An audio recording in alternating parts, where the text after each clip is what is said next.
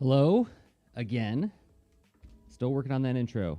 Hi, I'm Jerzy Drozd, cartoonist and teaching artist. The links about me are right above you. Right above you? They're right above you. They're right above me.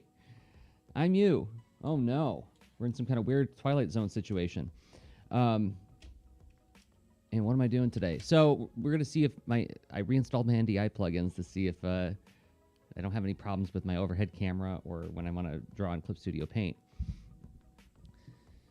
So, yeah, what are we doing? If you look at this, this is another study that I'm doing, Baron von Baer, like environmental drawing, like just trying to draw a little bit of the world and the characters interacting in it. And this was penciled in Clip Studio Paint and printed out onto watercolor paper and inked with brush pens. And I think microns were used in here a little bit. So I then scanned this and I imported it into Clip Studio Paint again and used Ray Frenden's watercolor brushes to paint it.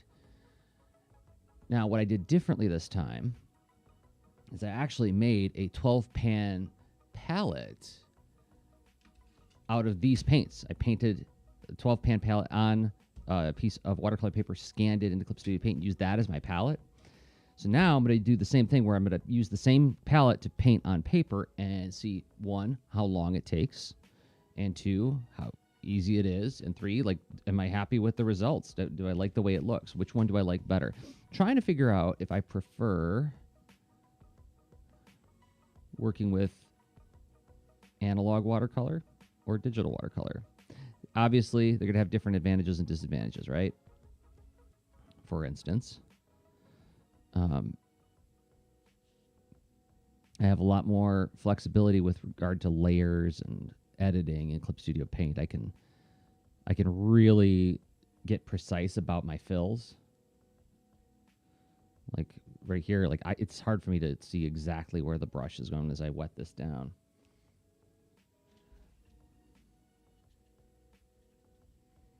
So that's going to be a disadvantage, is that I'm going to be a little less precise.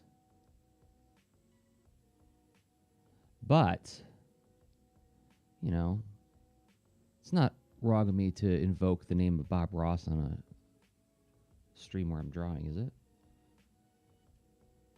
It's not like a Beetlejuice or an Inception thing if I do that. I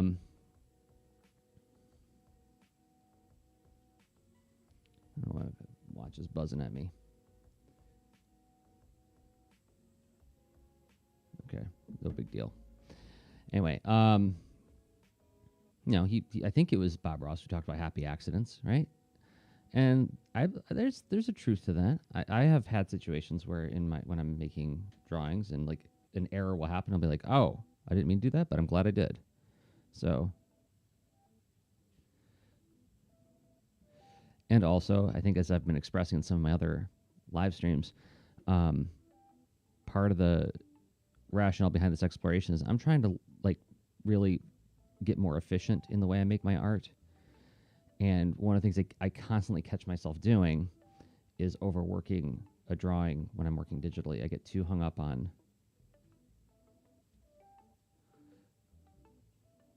come on, you can do this. I get too hung up on things and I like spend too much time on the illustration trying to make it just so. And when I work this way on paper, I find myself forgiving myself more often and being like, it's fine. That's good enough. Some language I've been using on the Lean Tart cast. I think Rob actually coined this. It was like being on the good enough train. All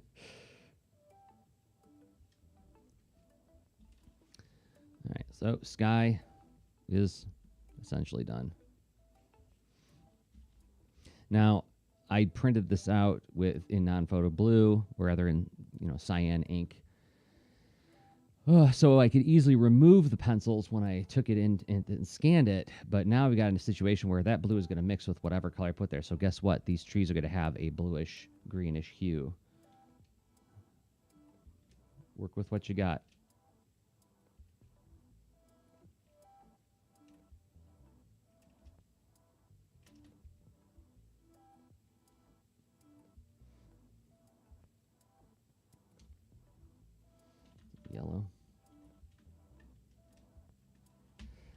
see what I'm mixing here.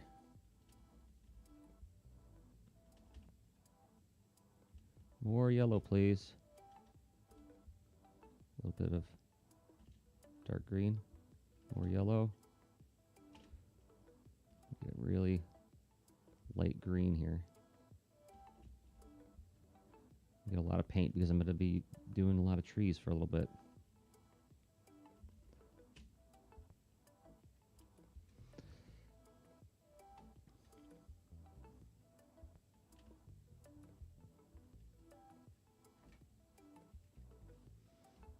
Okay.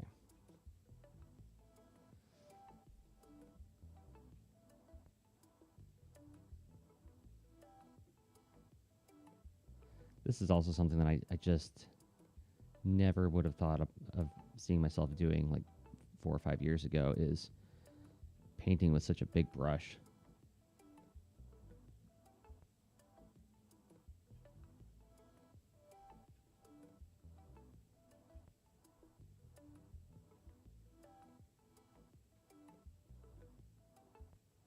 Whenever I would see artists using like palette knives or whatever, like these just pieces of metal to like paint with oil paints, just it looked like a magic trick to me. This is nowhere near the same thing, but I feel like this is daring for me.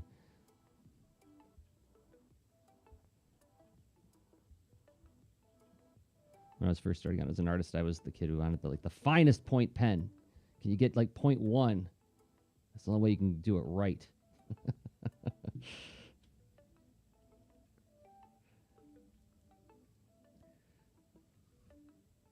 Oh, hey, Steven. Good to see you. Yeah, we've been talking about this very piece in the Lean Into Art Discord, haven't we?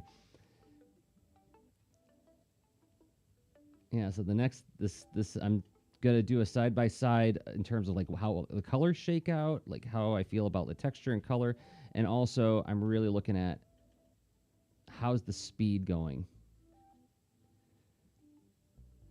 Because, as I said in the Lean Into Art Discord, the digital painting, I need a 0.005 micron. The digital painting is there, and that took me about 2 hours, not including flatting. So, like, flatting, I forget how long the flatting took. It didn't take that long. But the actual, I did flat it because I used the selection tool to grab all the shapes. That's right. But I painted on a transparent canvas. Like, I didn't paint over top of fills. Anyway, that took 2 hours to do. So now what I'm trying to figure out here is, well, is this going to take more or less time? Time to break out the small brush.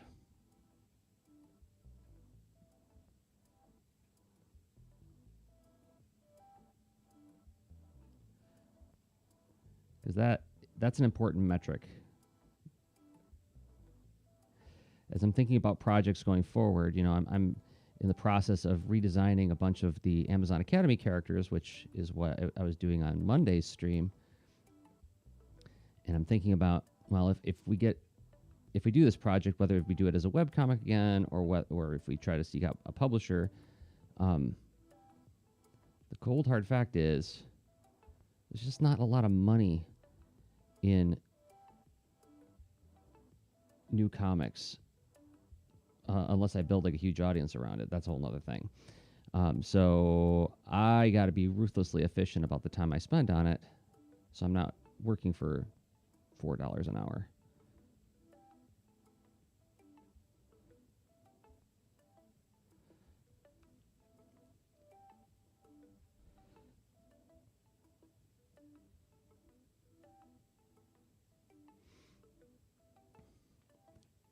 That's not too bad.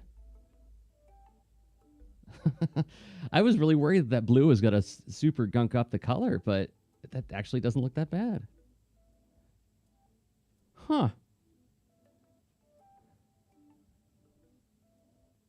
That is very interesting.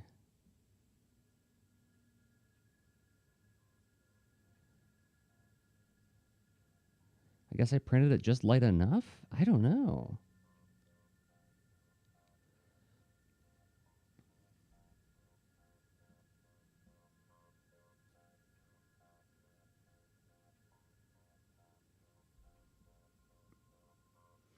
because that was actually another point for doing digital coloring, is the fact that I could remove the blue, so I don't have to worry about it showing up in the final art. But my goodness, if it looks like this,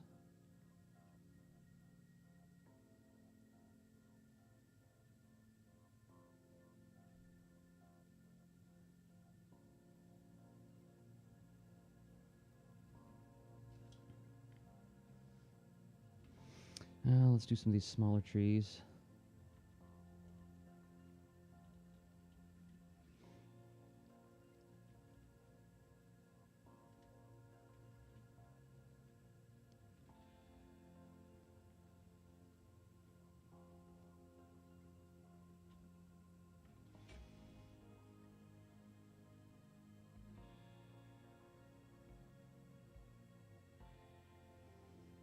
When I first started doing watercolor, I feel like I've been on this journey to like just mellowing the heck out about my art. And because like when I was first doing my watercolor class several years back now, I remember being really kind of wound up on the fact that like, but how am I going to make sure that my colors are consistent? You know, like you can see how this green is a brighter green than this tree. I'm like, well, you know what? Colors are not perfectly consistent in real life, dear Jerzy. And obviously, there's gonna be times where you do want the colors to be like way more consistent, but it's fun to just find like kind of let it go, let that fall away. I feel like I need to send a message to Ben Hatke, who told me at an A2 CAF years ago, you know, like working at the watercolor's pace. In other words, like trying to work with it before it dries too much or waiting for it to dry so that you can do something else. And then also like sort of discovering what the watercolor wants to do was part of the adventure and fun of working in watercolor. And I remember at the time, this is like 4 or 5 years ago, I was like, across my arms, like, no.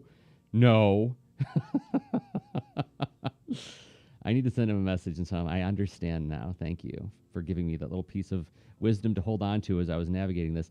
And also, Richie Pope posted on Twitter yesterday this great quote from Linda Berry.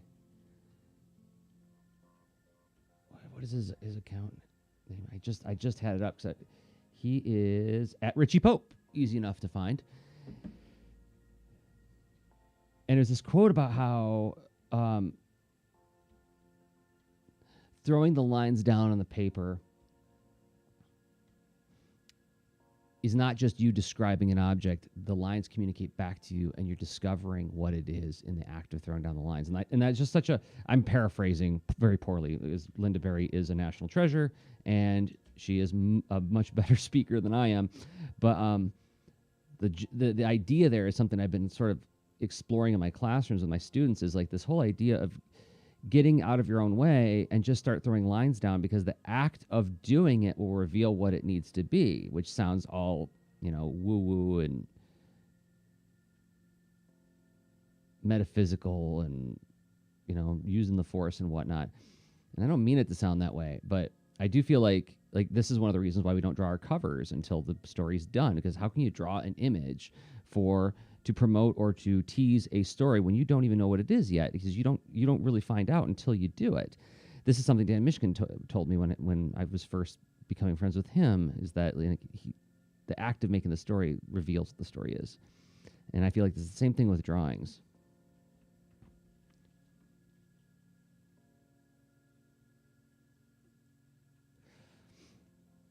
So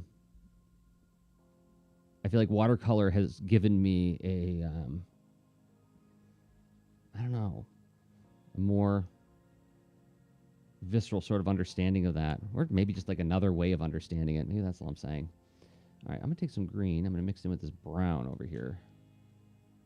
Let's get a browner green for some of these background trees.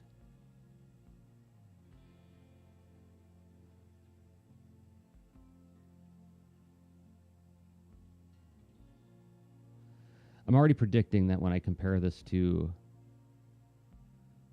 the digital one, I'm going to be happier with the variation in color of the trees.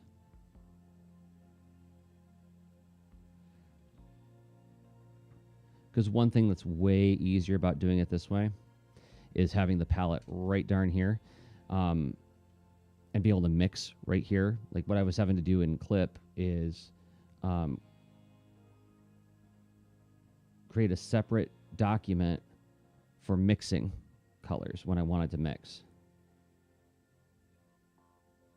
So I had to keep like switching tabs.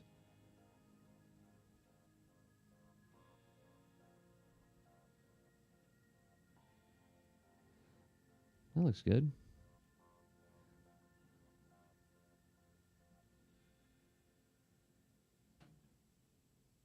Uh-oh. We have a problem. We need some more opaque. I put in the colors too opaque there. So now when I try to brush in some shading, it's removing the color that was there, leaving like this weird lightness. I guess I can do this. Yeah, see? Oh, phooey.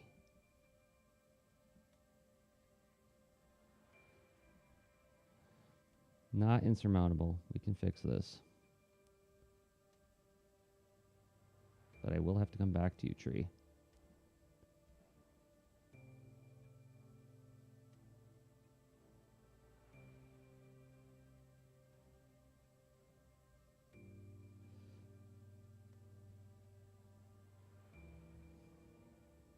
Okay. But I can get down here.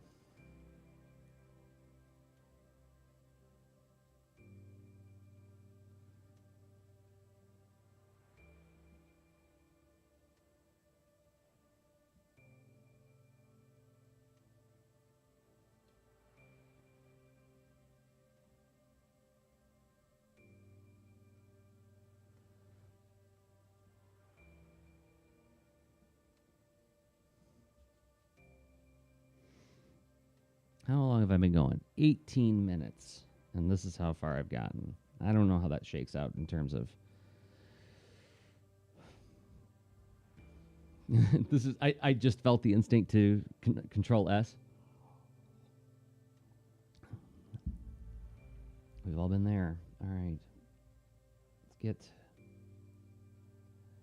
a little more of that greenish brown going on over here.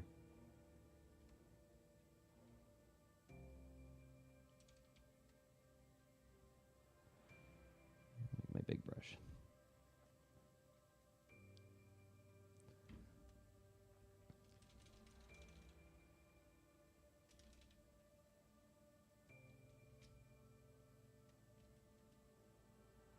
A bit of you. There we go.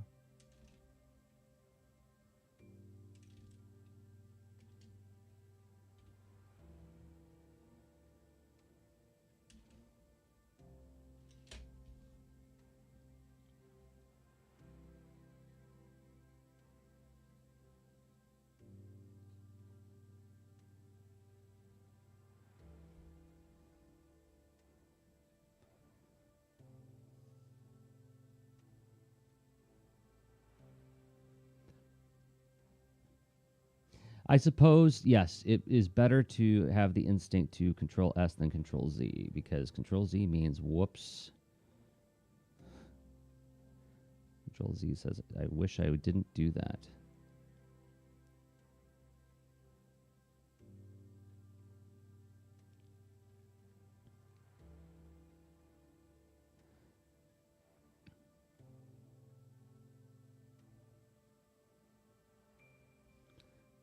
Leave you be. And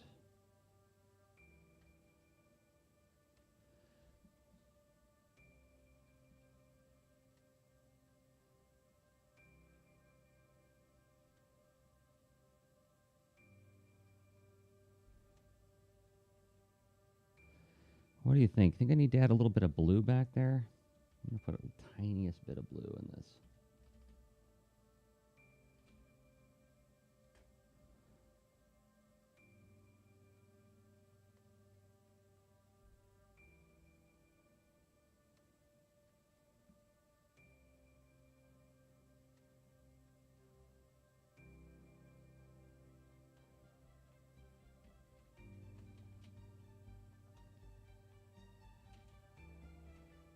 Okay. Do I need my smaller brush now? I can't tell.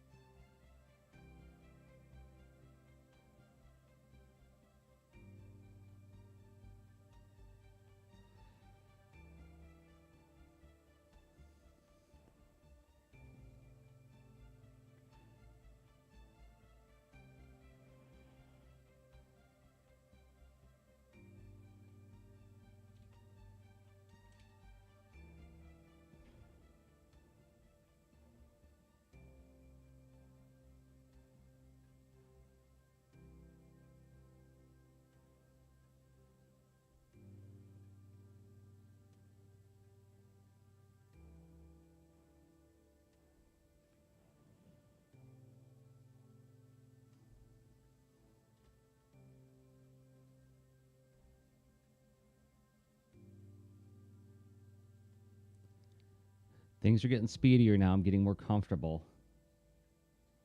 Have you noticed that when you're doing your art? Like there's that like almost stammering, hiccuping feeling at the beginning. Then all of a sudden, like you start to feel like, okay, I think I know what I'm doing now.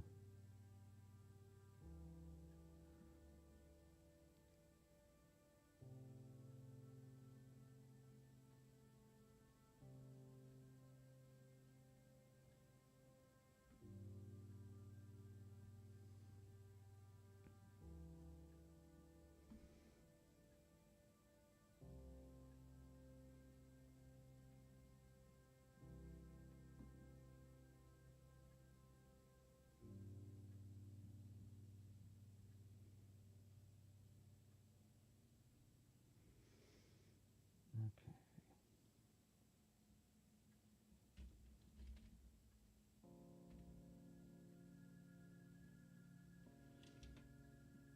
Mixing in some purple. There we go.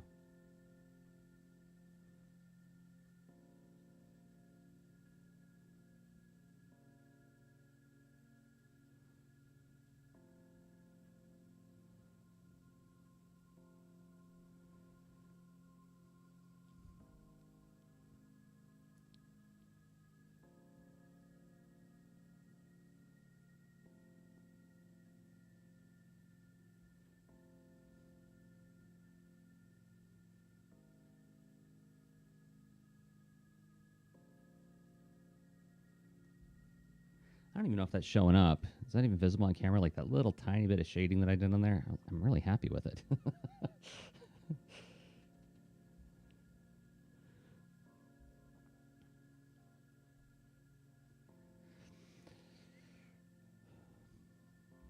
Now, if I were to do a future book like this, I would have to talk with Ben too about like, gosh, how do you handle scanning? Tell me that you outsource it. Tell me you get you hire somebody out to take care of that because I hate scanning as it is.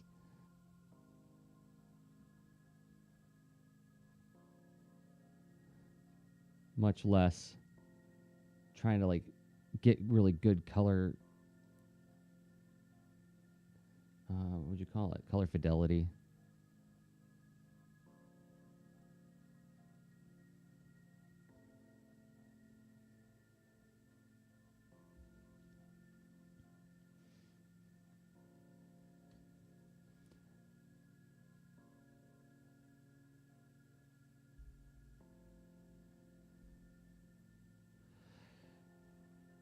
The truth is, I'm just too darn impatient when it comes to that part. That's where I need to practice a little bit better, a little bit more.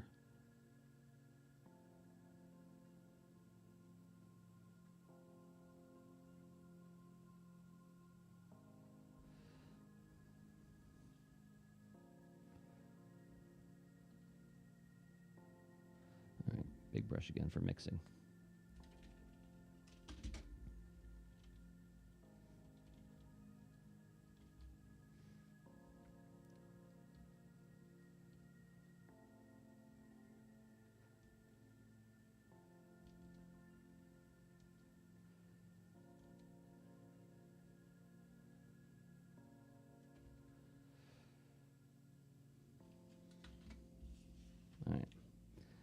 Just turning the paper because I don't want to get my hand messing up any paints that are drying over there.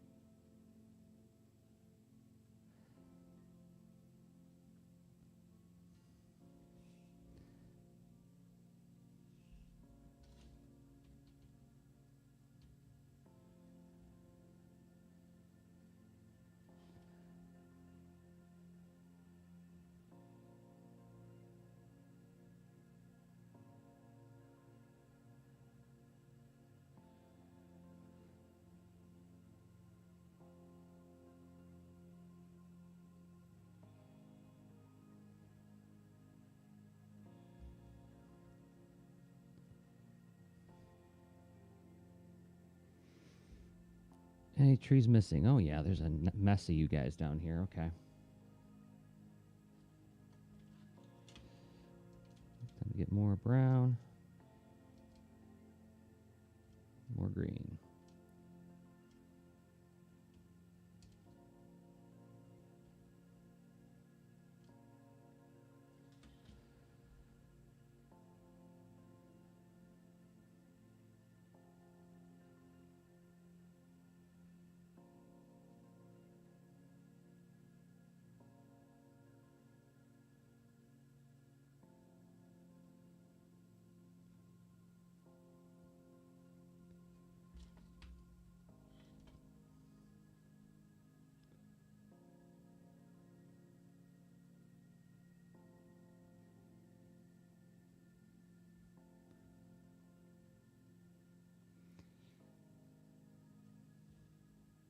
Let's see.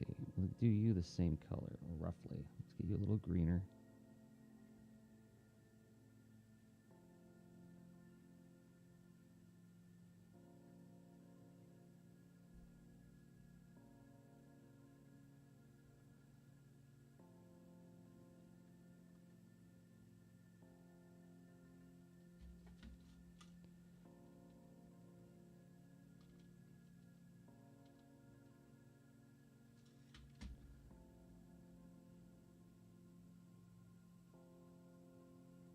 Now I'm going to break out a little brush.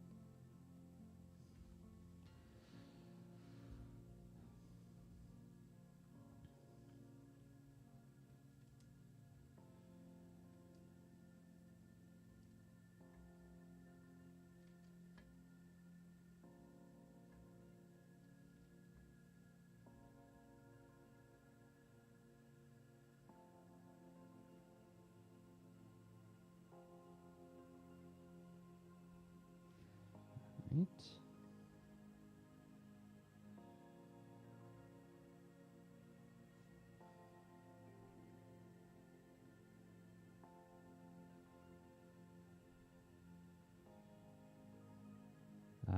might have the same problem here that I had before, where I put down the color with too much opacity, or yeah, it's too opaque.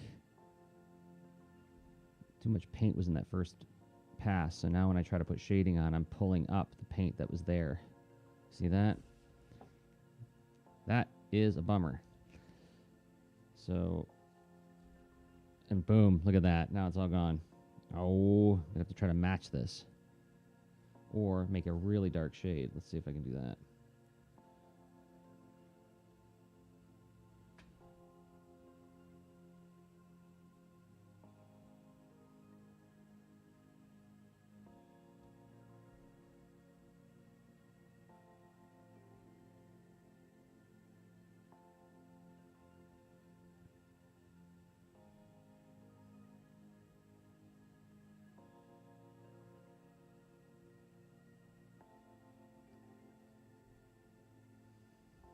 Leave that be for a little bit.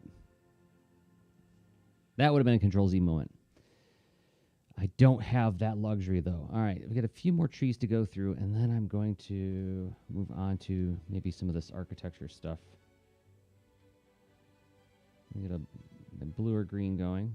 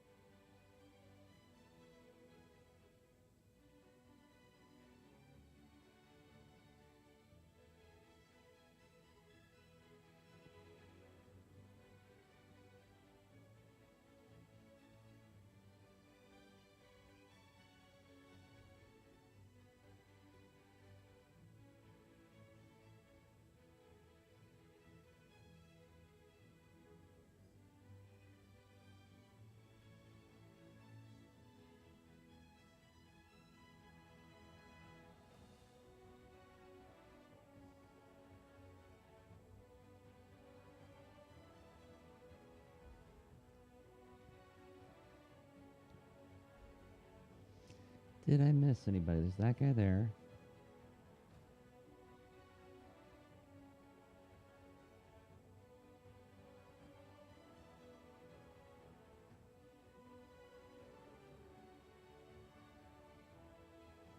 I'm going to get some shading in there. Okay.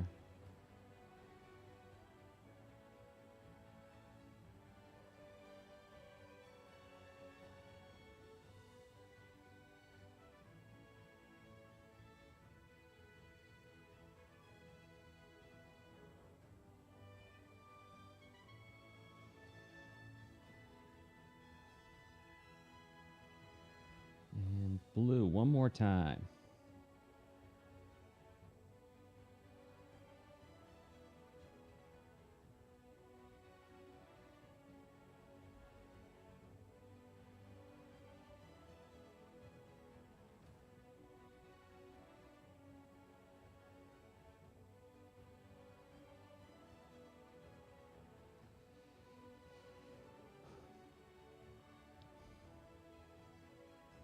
Let's see. What do I want to do next? Do I want to do the trees, or do I want to do the buildings? I'm going to do the buildings. Let's do the buildings. And I'm going to break into my blue palette for this, because if we remember, that was the color scheme I went with.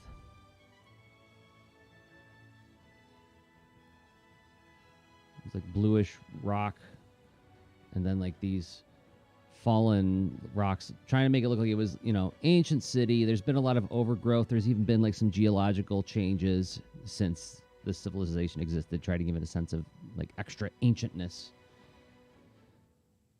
I'm trying to imply that through the colors that I use too. These rocks do not belong with these rocks. These rocks were either brought in from someplace else, or the what would you say, like the geography was different.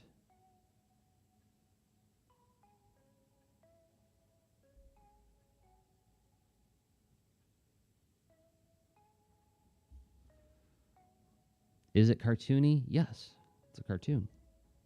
Cartoon in the sense that it's a cartoon drawing. Oh, I missed a tree.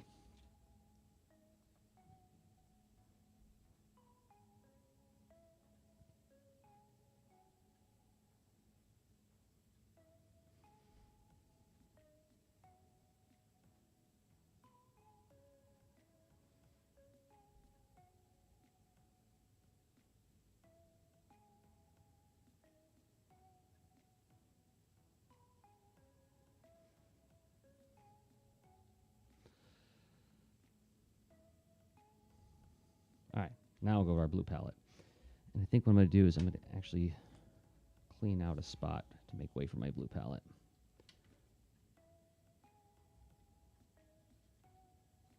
Normally I would just like go over to the sink and wash this, but what do you want me to do? You want me to leave you alone here? Just staring at this drawing? That'd be rude.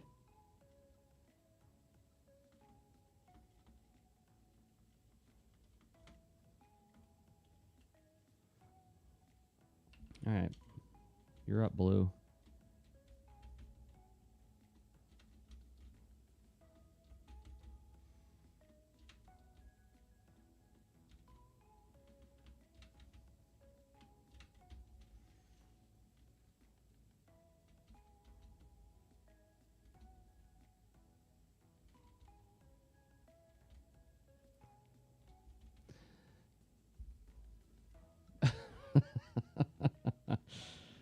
I hope I'm not going Picasso on y'all.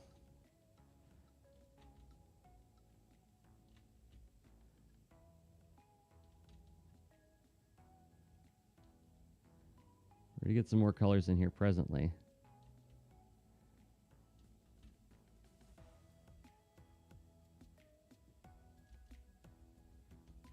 Okay. What I'm going to start with, a little tiny bit of yellow. That's too dark. Get you out of there. I want a brighter yellow.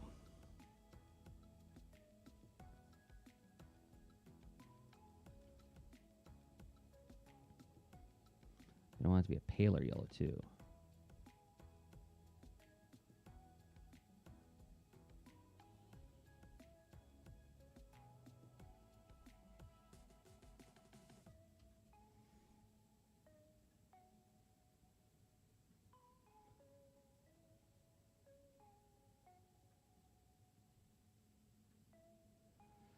And now we'll get that blue in there. Just a tiny bit of indigo in there. Just a dab. There we go. Okay.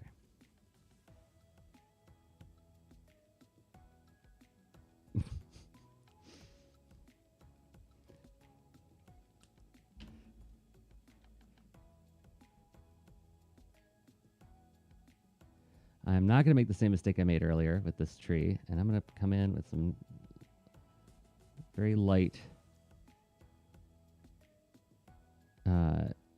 watery paint. I'm not going to come in with like too much paint on the brush.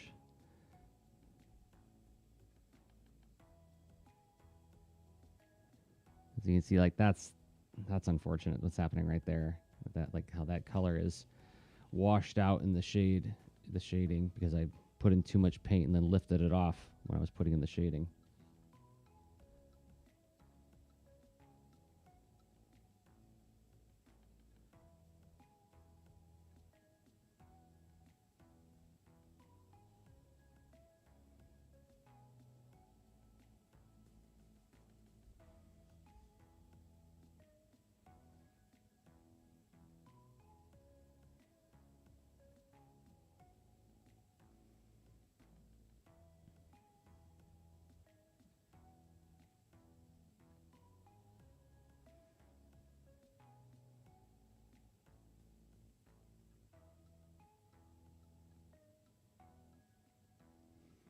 Whoops, whoops, whoops. Tom. Tom, you speak for the people.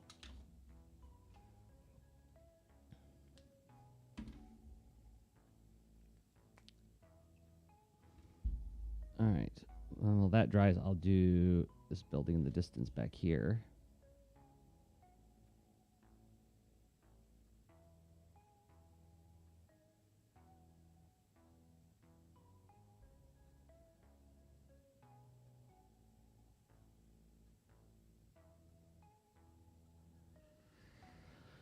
How long have I been going? 41 minutes. There is no way I'm doing this in an hour. No way. And that's not to be defeatist. That's accepting the way things are going. And like I said, the digital version that I did, that was 2 hours of work. So To be this far along in 41 minutes, I'm going to be happy with that.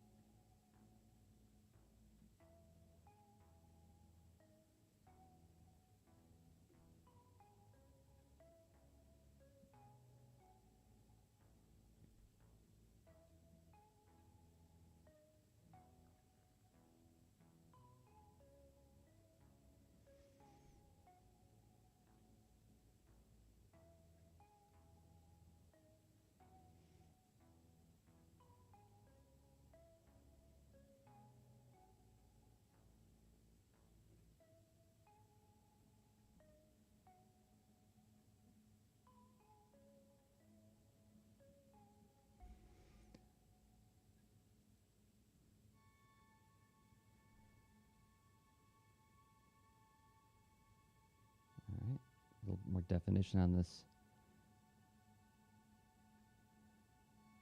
ruined statue.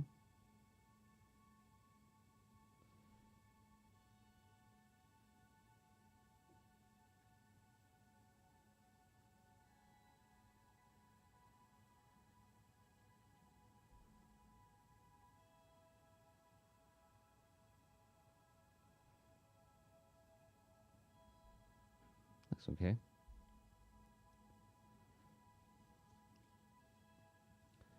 And then it's always time to break out the purple.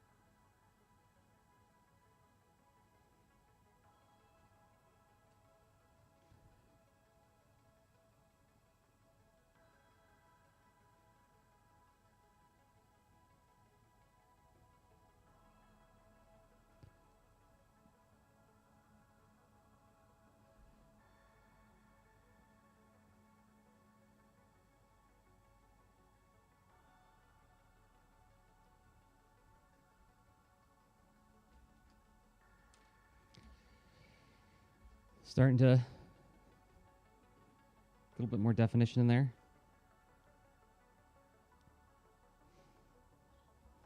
That's bugging me. I want to try to fix that.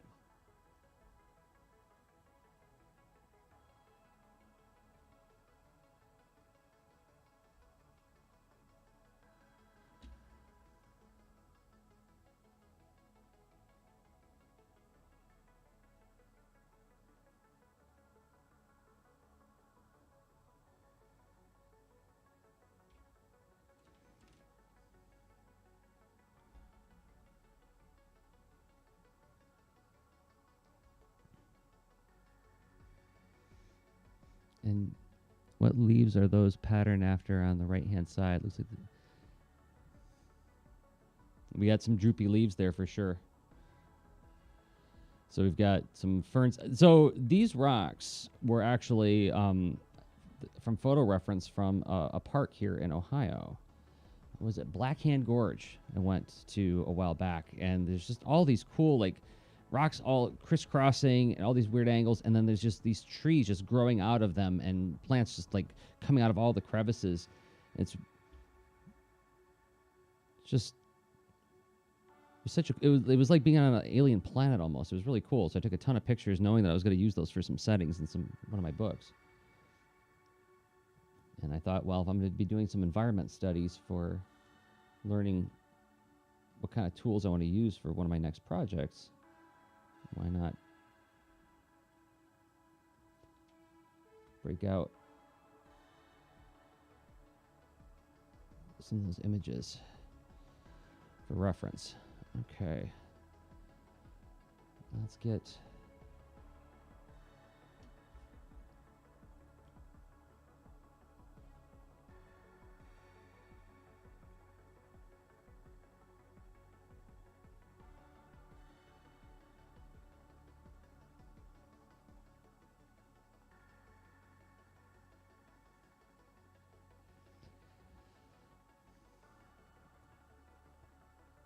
Oh, Tom, you've been to Black Hand Gorge. That's awesome.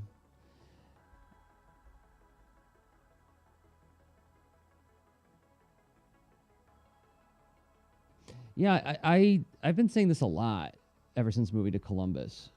Um, as a Michigander by birth, um, I always thought my only like interaction with Ohio was always driving through it to get someplace else. I never did anything in Ohio. I'm going to Kentucky. We'll drive through Ohio. And so I only knew it from the freeways and like just the farmland around those freeways. I'm like, wow, what a boring flat state Ohio is. And then I moved here and started looking around, and like I discovered, oh gosh, what is that park called? It's early in the morning for me. There's an enormous park just south of Columbus, like an hour south, that it was like used as the setting for Jeff Smith's Bone.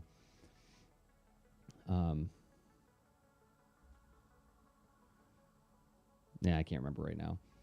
It'll come to me in a few minutes. Anyway, but yeah, there's just all, and like not far from where I live is like I could ride my bike to it. There's a waterfall. Like what? I did not know this. How could I have been so close-minded and myopic?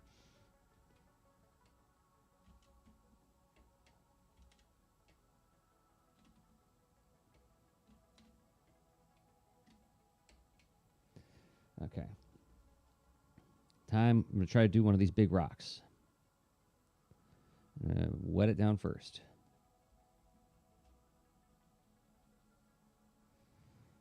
And I've only got like 10 minutes.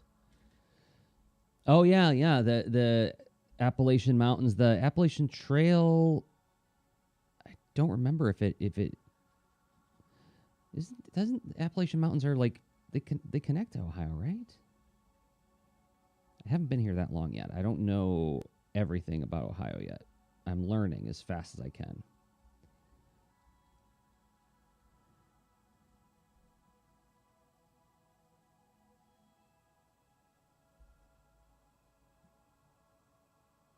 I think like in southeast Ohio.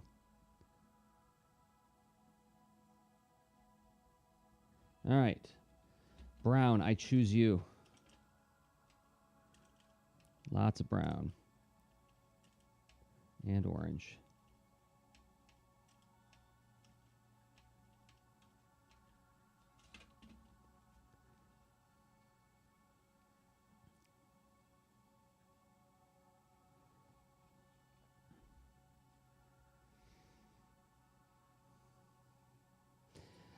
Oklahoma is another one of those states that I drove through when I was moving to Phoenix. When I lived in Phoenix for what 4.5, 5 years, and yeah, I do remember that. Like this is a very flat state, but I don't know. I didn't like go digging around and looking in like the off the freeway parts.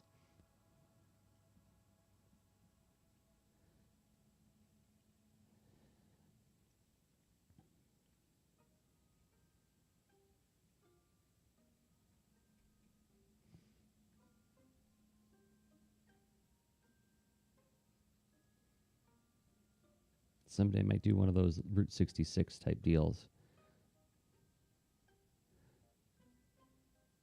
When we can move about again. Okay. Thank you for that clarification, Tom. Yeah, I haven't. So, like, I moved here and I was here for about. No, it was a year. We were celebrating our first year in Ohio when the pandemic started. So, I had begun to check out the rest of the state. You know, went to Wapakoneta for the 50th anniversary of the moon landing parade in Neil Armstrong's hometown. That was super fun. Went to Cincinnati and Cleveland a couple times. But like I said, like, you know, then all of a sudden we couldn't move about anymore. What's the other town that I went to? Worcester. It was a cool city. Went there for the Buckeye Book Fair.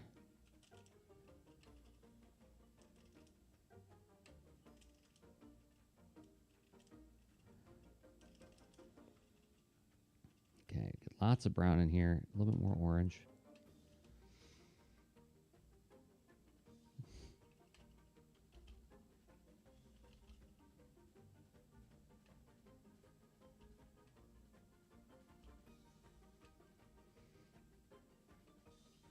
All right.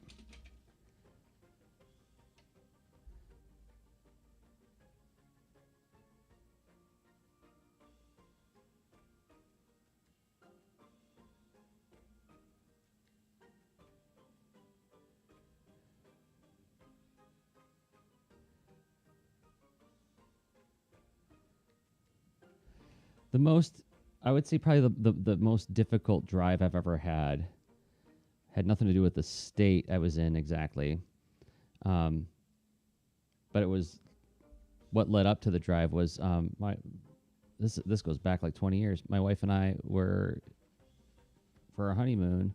We went to Big Sur, camped, and went on a long hike. Came back to the campsite, and I left a box of Ritz peanut butter sandwich crackers in our tent. And the tent was moving. And I opened the tent and it was full of squirrels. There were just dozens of them in there, jumping around, tearing the place apart. And it was like we had just done like a 5-mile hike or something like that. And it was like late in the afternoon, and it was our last day there. And I was like, there's no way I'm sleeping in this tent tonight. So we packed the car. We were driving back from Big Sur to Phoenix, Arizona, which was what? I don't remember how long that drive was. It was long. It was a long drive.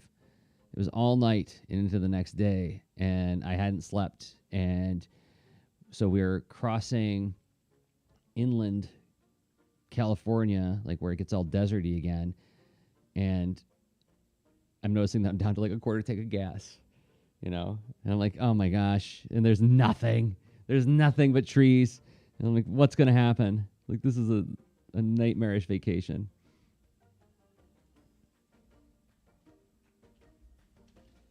But it was my fault.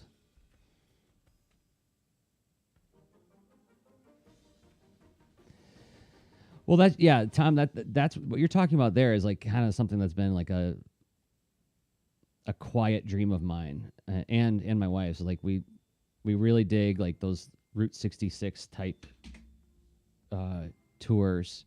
Like when we watch documentaries about like all the out of the way places and the weirdness that used to be along the route.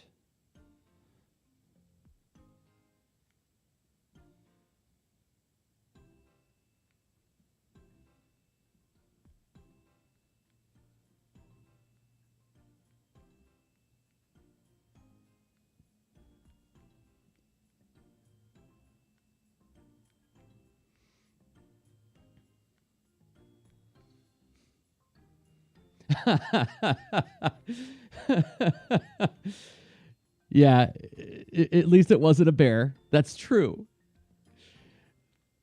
Maybe I could have moved the tent. Maybe I was also. It was a mess. I mean, it was sort of crumbs everywhere in that thing. There was no like. It was going to be several hours of cleaning it out, and like I said, it was our last night there anyway. So I was just like, nope, I'm just leaving.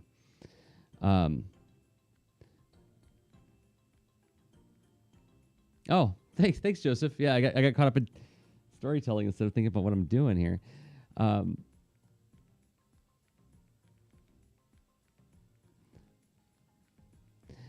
And it's funny that like when we were first married, and even before we were married, like my wife and I just loved camping. We did it all the time, and like we would like go up to Paradise, Michigan. What are the falls up there? Dequamanon Falls. We'd stay for like a week or more. And And then we did, the last time we camped was probably, I want to say, like 5 or 6 years ago. And something changed. I don't know if it's like a function of getting older, or a part of getting older, or what. But all I could think of all night long when we were in that tent was bears, bears, bears, bears, bears, bears, bears, bears, bears. Like it was just like constantly running through my head. And then when we go on the hiking trails, and I would ask like the wilderness experts, people from the Department of Natural Resources, I'm like, okay, which is the bear I'm supposed to get big in front of? Which is the one I'm supposed to play dead?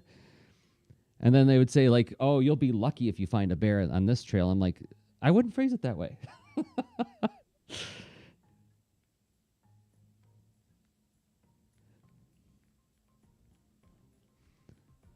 I got like way more fearful about that kind of stuff.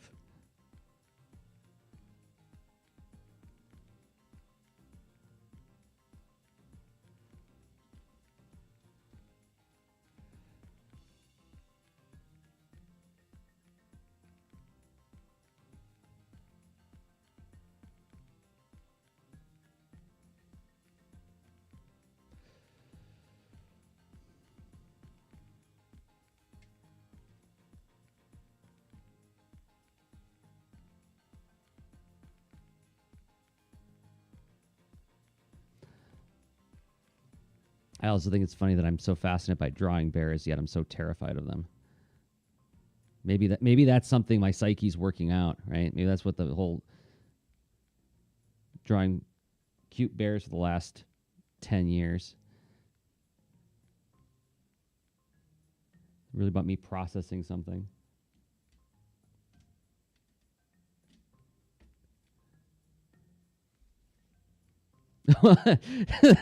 There's that too, Tom. Yes, is I did notice that it is not as fun sleeping on the ground as it was when I was 22.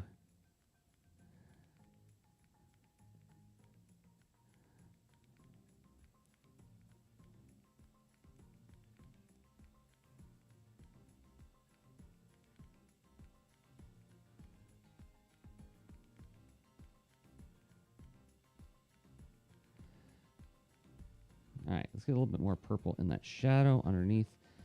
How are we doing on time? I am coming up on time.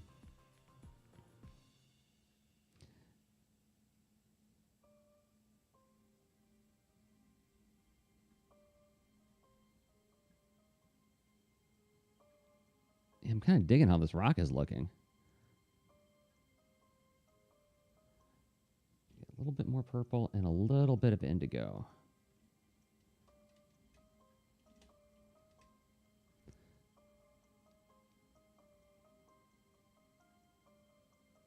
I should be careful, and I should probably start to paint some of these roots because I'm putting down so much paint here that if I get it wet around it, it's going to lift up that paint again. I learned the hard way over here.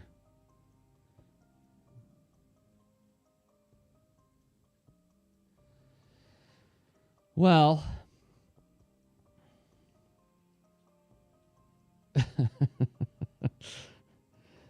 only in my dreams, Joseph. Oh my gosh. I was rewatching the Chronicles of Narnia. Which one was it? Prince Caspian. And I forgot about that whole scene where the really, what is it, the Telmarian overlord character is getting ready to have a showdown with Peter, like a sword fight. And there's a bear standing in the periphery. And like as they're like trading blows, they cut to the bear and he's going like, oh, this big grizzly bear getting all scared on Peter's behalf. Cutest thing I've ever seen in my life. Like that is like, if you ever want to like make me an easy sell on anything, do that. Okay, so here's the process, rather like what am I trying to say? Progress. Here's what I did digitally in Clip Studio Paint, and here's how far it's coming along on analog.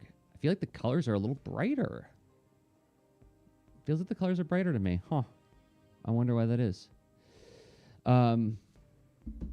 So I'm gonna call time on this live stream because I actually got to get ready to move on to other tasks. Today at noon, a Lean Into Art episode is dropping, and it is a pre-recorded mini workshop episode with more Clip Studio Paint tips. It's going to be all about the paneling tools and the cool things you can do with how you can auto make panels in Clip Studio Paint. That's going to be at leanintoart.com, patreon.com/leanintoart. And I will be back to live stream on Monday.